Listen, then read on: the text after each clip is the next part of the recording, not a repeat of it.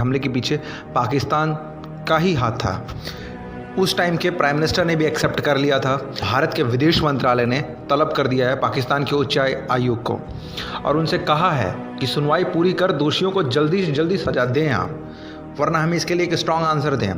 मुंबई में जो 26 नवंबर को आतंकी हमला हुआ था, आज उसकी बरसी है। विदेश मंत्रालय ने पाकिस्तान हाई कमीशन के वरिष्ठ राजनयिकों को समन भेजा है और उसमें समन किया है, जिसमें एक बार फिर से कहा गया है कि जल्द से जल्द मुंबई हमले के मामले की सुनवाई की जाए और पाक अपनी बात पर कायम रहे कि अपनी ज़मीन पर आतंकवाद का इस्तेमाल नहीं होने देगा। भारत के रक्षा मंत्री की तरफ से भी बार बार ओपन स्टेटमेंट दी जाती है कि पाकिस्तान की धरती का इस्तेमाल अगर आतंकवाद के लिए होगा तो फिर भारत पर भी एक्शन इस पर देगा।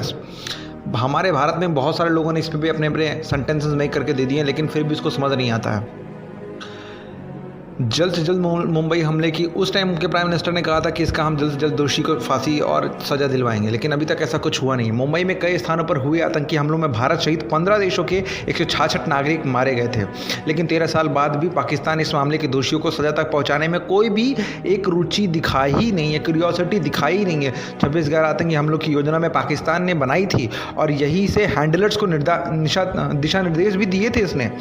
पाकिस्तान के एक पूर्व पीएम ने इस बात को स्वीकार भी किया था कि आतंकियों को उनके देश से ही भेजा गया था, लेकिन आज भारत की तरफ से जब ये स्टेटमेंट उनको दी जाती है कि आप इस मामले में जल्द से जल्द फैसला कीजिए, लेकिन उनके तरफ से अभी तक कोई ओपन स्टेटमेंट नहीं मिला। भारतीय सेना ने एलओसी के पास घुसपैठ की कोशिश की, नाकाम की है और एक आतंकी को मार गिराया। पीएमओ की ओर से ट्वीट में कहा गया है कि आज 26/11 हमारे लिए एक ऐसा दुख दिवस है जो देश के दुश्मनों ने देश के भीतर आकर मुंबई में आतंकवादी घटना को अंजाम दिया था।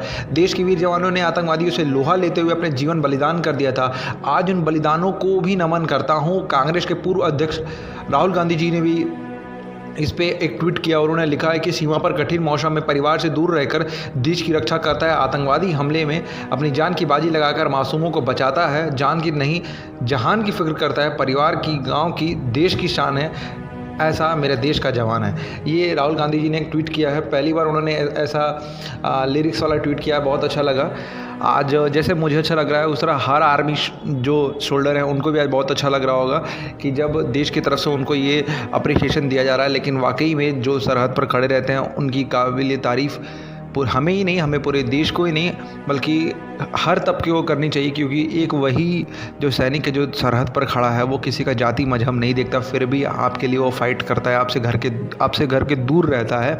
आज ठंड का मौसम है और ठंड के मौसम में बिना कपड़ों के कोई भी 24 घंटा खड़े नहीं, लेकिन वो लोग एक सिंगल कपड़ा पहन के 24 घंटा खड़े हो सकते हैं। तो इनकरेज उनके पास कितना साहस है सिर्फ आपके लिए, सिर्फ आपकी एक मुस्कान के लिए। तो प्लीज़ उसके लिए भी सोचिए और देश के लिए कुछ ना कुछ अच्छा इनिशिएटिव आप भी करते रहिए।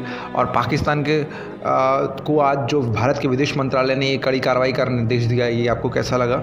इस पर अपनी राय हमें कमेंट करके ज़रूर बताएं।